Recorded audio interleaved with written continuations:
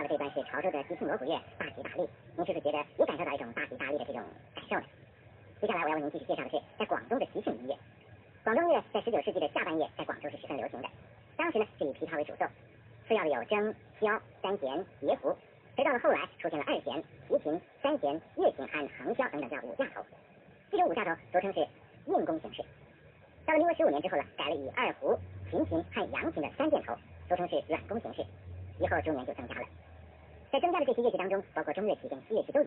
一直到现在，我们可以来听听这首著名的广东喜庆音乐《步步高》。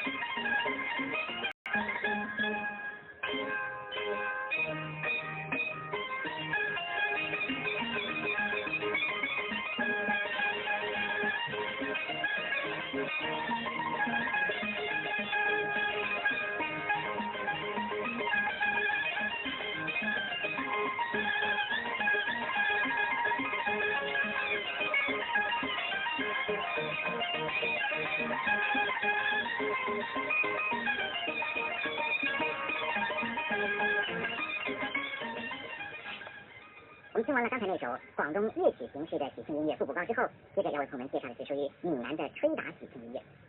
闽南吹打又叫做闽南石音，它流行在晋江地区跟泉州市。当地的人在工余闲暇的时候，夜间呢是经常聚在一块演奏，不但自娱，更可宜人。于是渐渐的就成为婚丧喜庆、节日习俗的一种仪式音乐了。也由于普遍受到人们的欢迎，于是就有专业艺人开板授徒，充满了蓬勃的气象。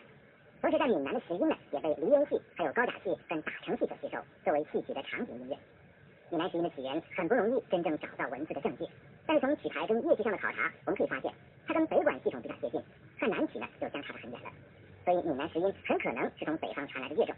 接着我们就来欣赏一段闽南的即兴吹打乐《锦绣前程》。